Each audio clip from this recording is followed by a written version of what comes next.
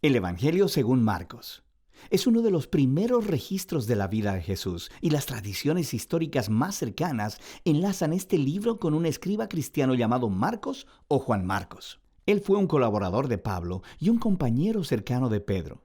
De hecho, un historiador de la iglesia antigua llamado Papías registra que Marcos había recolectado todo el testimonio ocular y las memorias de Pedro y luego las acomodó en este registro. Pero Marcos no reunió al azar todas las piezas, sino que diseñó cuidadosamente la historia de Jesús. En la primera línea del libro, Marcos hace esta declaración respecto a Jesús: principio del Evangelio de Jesucristo, el Mesías, Hijo de Dios. Lo que es interesante es que esta es la única vez que Marcos te dirá lo que piensa. En el resto del libro, él te va a influenciar simplemente poniendo las acciones y palabras de Jesús delante de ti y mostrándote cómo otras personas reaccionan a él. Marcos ha diseñado la historia de Jesús como un drama con 3 actos.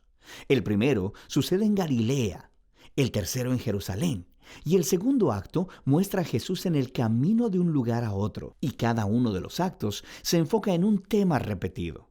En el primer acto, todo el mundo está asombrado por Jesús y se preguntan, ¿quién es este Jesús? En el segundo acto, son los discípulos los que están luchando por entender qué significa que Jesús es el Mesías. Y luego, en el tercer acto, vemos la sorprendente paradoja de cómo Jesús se convierte en el rey mesiánico. Entremos en la historia y veamos cómo se desenvuelve. Después de la línea introductoria, Marcos comienza con una cita de los antiguos profetas, Isaías y Malaquías, quienes dijeron que Dios enviaría un mensajero a Israel para prepararlos para cuando Dios mismo venga a rescatar a su pueblo y se convierta en su rey.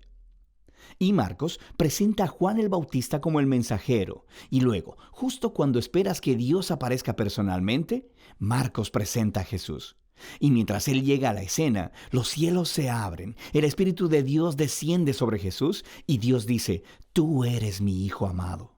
Después de esto, Marcos pone delante de nosotros un resumen del mensaje central de Jesús. Él fue por Galilea, anunciando las buenas nuevas de que el reino de Dios se ha acercado. Jesús está continuando con la historia de las Escrituras del Antiguo Testamento sobre la operación de rescate de Dios para su mundo. A través de Jesús, Dios está restaurando su reino sobre el mundo al confrontar y derrotar el poder de la maldad sobre las vidas de las personas. Y entonces las invita a vivir bajo su reino al seguir a Jesús. A partir de aquí, Marcos nos da un gran bloque de historias, mostrándonos el poder de Jesús mientras Él trae el reino de Dios.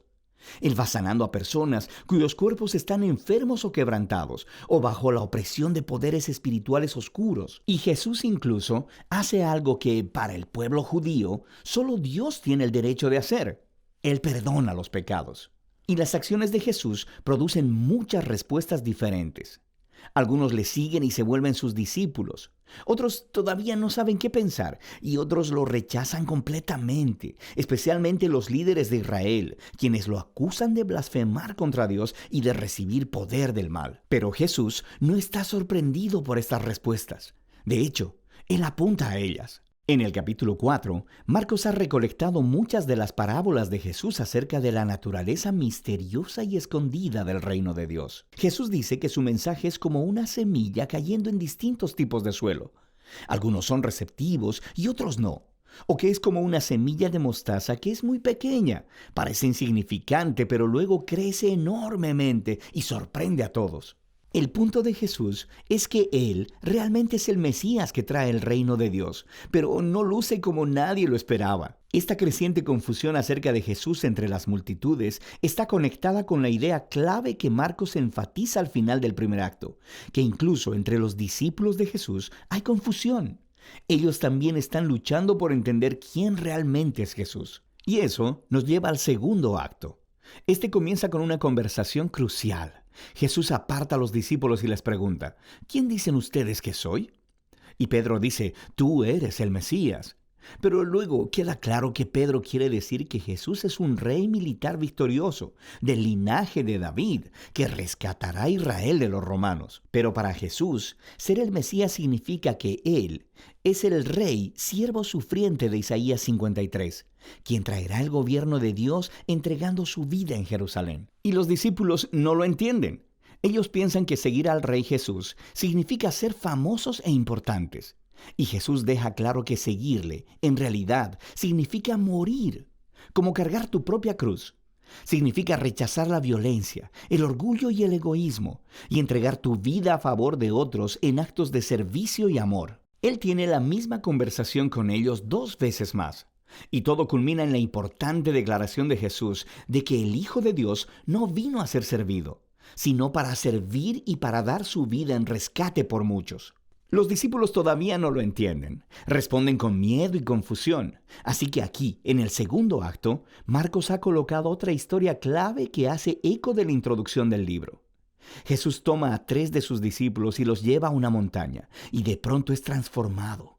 Él está radiante, con luz y gloria, y una nube los cubre. Ahora, esto es justo como la gloria del Dios de Israel se mostró hace mucho tiempo en el monte Sinaí.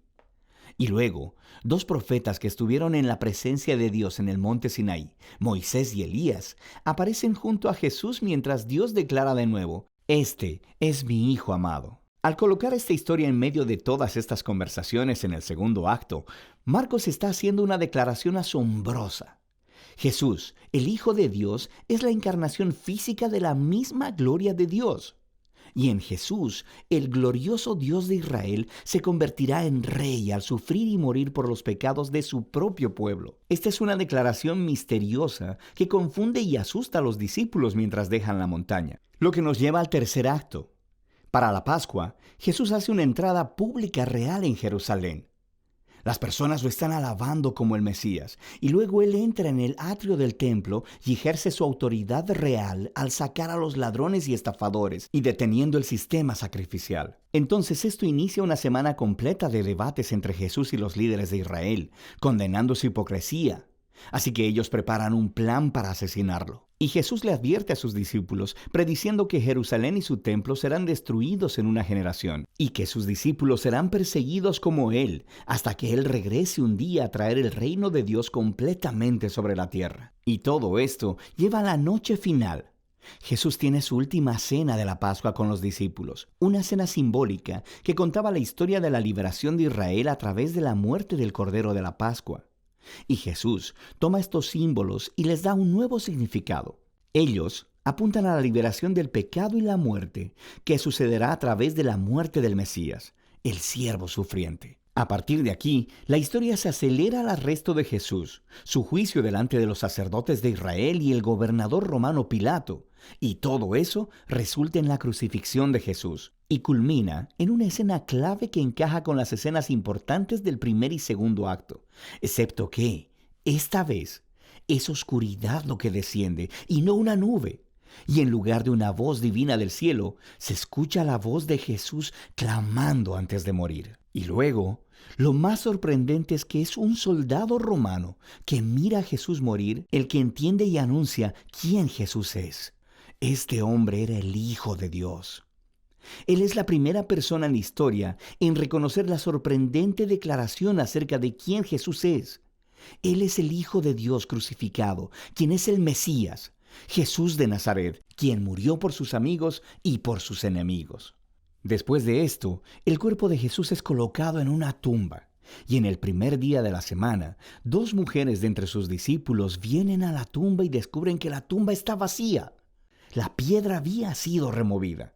Luego, un hombre angelical les informa que Jesús no está ahí, que se ha levantado de los muertos. Así que les ordena que vayan y les den las buenas nuevas a los otros discípulos. Jesús está vivo y que se encontrará con ellos en Galilea. Y las mujeres están asustadas. Marcos dice que ellas huyeron aterradas de la tumba y no hablaron con nadie porque tenían miedo. Y así es como termina el libro, con los discípulos de Jesús mostrando la misma clase de miedo y confusión con los que concluyeron el primer y segundo acto. Ahora, si miras en tu Biblia, verás que Marcos tiene un final más largo, donde Jesús aparece y habla con sus discípulos, pero seguramente también hay una nota que dice que ese final no es parte del libro original.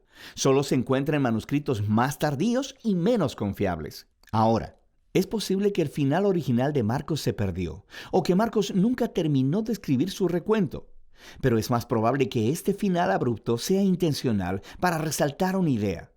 La historia completa se ha enfocado en la sorprendente aseveración que dejó perplejos a los discípulos de principio a fin. Esto es el sufriente, crucificado y resucitado Jesús, quien es el Mesías, el Hijo de Dios.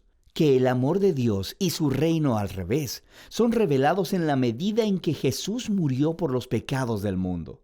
Así que esta historia termina sin una conclusión y te obliga a ti, el lector, a luchar con esta extraña y escandalosa declaración acerca de Jesús. ¿Vas a huir como los discípulos? ¿O reconocerás a Jesús como tu rey y anunciarás las buenas nuevas? Solo tú puedes responder esa pregunta. Y de eso se trata el Evangelio de Marcos.